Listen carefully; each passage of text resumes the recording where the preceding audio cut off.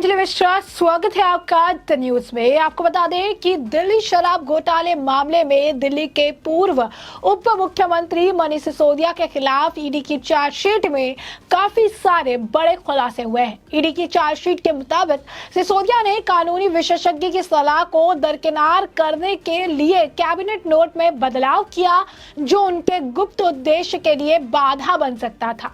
मनीष सिसोदिया ने cabinet note के मसौदे को बदलाव किया ताकि कानून विशेषज्ञ जो तत्कालीन मौजूदा नीति को जारी रखने की वकालत करते थे और इस तरह उनके मत के खिलाफ थे कि राय को रिकॉर्ड पर नहीं लाया जा सके।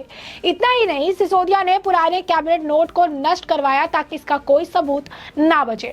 इसके अलावा जांच के दौरान यह भी खुलासा हुआ कि मसौदे को लेकर जब आखिरी बार विचार हुआ था, उसके बाद फाइल सिसोदिया को सौंप दी गई थी। मनीष सिसोदिया को यह फाइल अधिकारी प्रवेश झा ने 28 जनवरी 2021 को सौंपी थी, लेकिन इसके बाद फाइल उस अधिकारी को वापस नहीं की गई। क्या क्या आरोप लगाए गए हैं? सिसोदिया ने कैबिनेट नोट के पुराने मसौदे वाली फाइल को नष्ट किया ताकि उसका कोई सबूत ना मिले।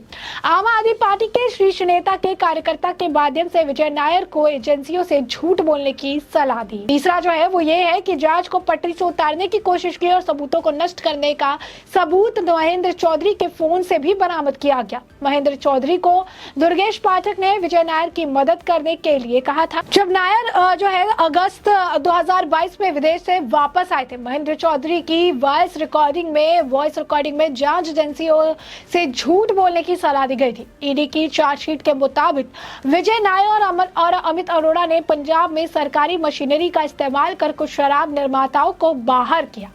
महादेव लीकर्स को मजबूत किया। अमित अरोड़ा और अन्य लोगों के साथ विजय नायर ने मार्च 2022 में पंजाब में आम आदमी पार्टी के चुनाव के बाद वहां आपकी सरकार बनने के बाद वहां की सरकारी मशीनरी का उपयोग करके महादेव लीकर्स को दिल्ली में अपना L1 लाइसेंस सरेंडर करने के लिए मजबूर किया।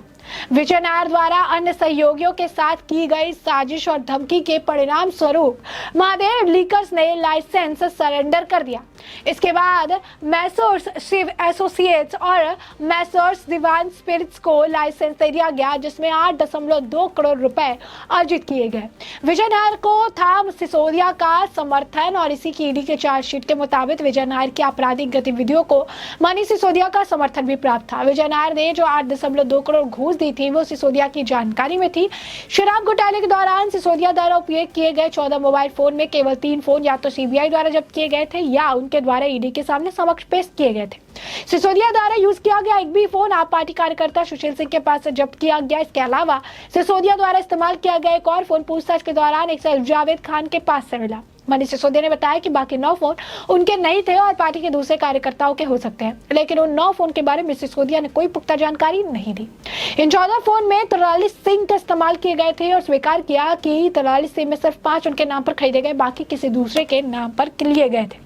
यही नहीं, ईडी ने इस दौरान नोटों की जो आप कह सकते हैं कि जो पर्ची थी जिन जिन नोटों का इस्तेमाल हुआ हवाला के लिए, उसकी भी पर्ची जो है लगाई। और ये नोट है, उन्होंने 50 के नोट 20 के नोट जो है उसमें आम आदमी पार्टी के हवाला के जरिए पैसे पहुंचाए गए और फिर गोवा में चुनाव में से इस्तेमाल किया गया। ईडी ने अपनी चार्जशीट में इस बात के सबूत का भी जो है दावा किया है। सिर्फ यही नहीं, आपको बता दें कि इस मामले को लेकर ईडी ने पहली बार सिसोदिया पे पैसे लेने की बात कही। चार्जशीट में यह भी कहा कि अमित अरोड़ा ने दिनेश अरोड़ा यानी सरकारी गवाह के जरिए मनीष सिसोदिया को पैसे जो है पहुंचाए थे।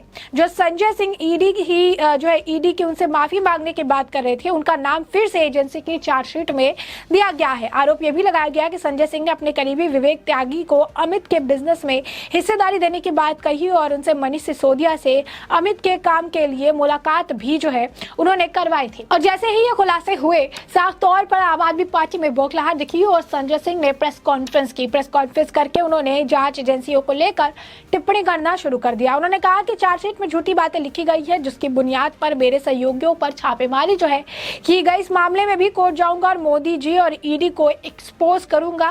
उन्होंने कहा कि ईडी का कन्विक्शन रेट 0% 5% है। मैंने पार्लियामेंट में स्पीच दी थी, पीयूष गोयल खड़े हो गए थे, पर मैंने तथ्य देकर बात रखी थी। सबसे बड़ी दिक्कत मोदी जी की दुर्भावना भरी सोच है, जो किसी और को लोकप्रियता नहीं देख रही, लेकिन चाहे फांसी पर चढ़ा दो सच बोलता रहूंगा। उन्होंने आगे ये कहा कि 10 बार पूछताछ होती है लेकिन मेरा नाम याद नहीं आया। दिनेश अरोड़ा से 9 अप्रैल को पूछा जाता है कि आपकी संजय सिंह मनीष सिसोदिया से मुलाकात हुई, वो कहता है नो नेवर।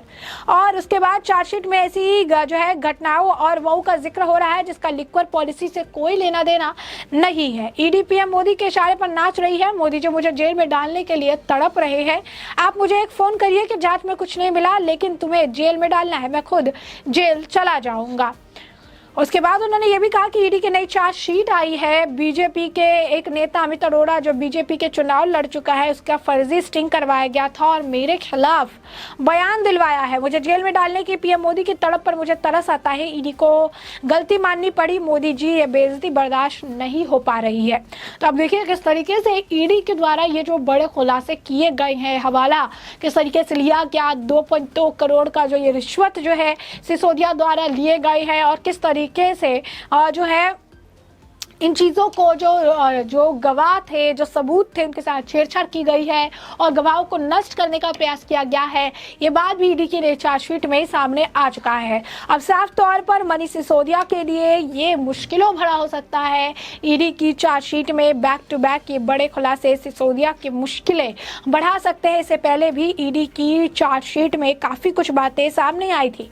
इस बार भी बड़ा खुलासा हुआ है कि किस तरीके से सबूत मिटाने के लिए सिसोदिया ने पुराने जो है कैबिनेट नोटों को नष्ट करवाया और इसके पीछे किस तरीके से कहानी घड़ी। उन्होंने ये भी कहा, जो ईडी है उनकी तरफ से दावा भी किया गया, ऐसा उन्होंने इसीलिए किया क्योंकि जो उनके निजी मकसद थे वो उनके लिए बाधा ना बन सके। कैबिनेट नोट के मसौदे को बदल दिया गया जिससे तत्कालीन शराब नीति की वकालत करने वाले कानून विशेषज्ञों की राय को रिकॉर्ड पर नहीं लाया जा सके। तो आप देख सकते हैं किस तरीके से काफी सोच समझकर जो है इस पूरे प्लान को इंतजाम किया करे। बता दें आपको कि 30 मई यानी कल जो है दिल्ली हाई कोर्ट ने मनीष सिसोदिया की जमानत याचिका को खारिज कर दिया था और कोर्ट ने टिप्पणी करते हुए ये कहा था कि मनीष सिसोदिया पर आरोप लगे हैं वो काफी गंभीर है। दिल्ली हाई कोर्ट ने मनीष सिसोदिया की जमानत पर 11 मई को फैसला सुरक्षित जो है रख लिया था और उसके बाद उनकी जमानत याचिका को खारिज कर दिया गया।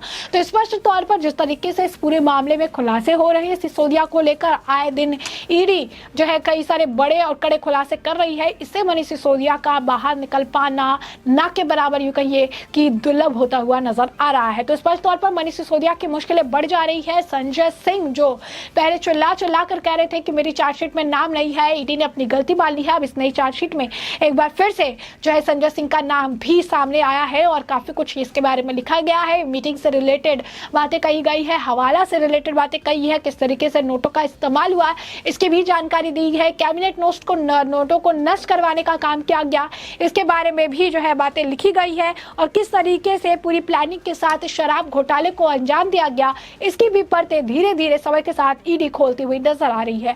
अब ऐसे में कहना गलत नहीं है कि जितनी ज्यादा इस मामले की जांच होती रहेगी उतने बड़े और नेताओं का नाम सामने आएगा और हो सकता है कि अब मनीष सिसोदिया के बाद अगला नंबर संजय सिंह का भी हो जो जल्द जेल में मिलेंगे। तो ऐसे में हमने आपको पूरा मामला बड़े विस्तार से बताया कि पूरा मामला क्या है और अब इस पूरे मामले पर आपकी जो राय हो कमेंट सेक्शन में कमेंट करके जरूर साझा करें। धन्यवाद।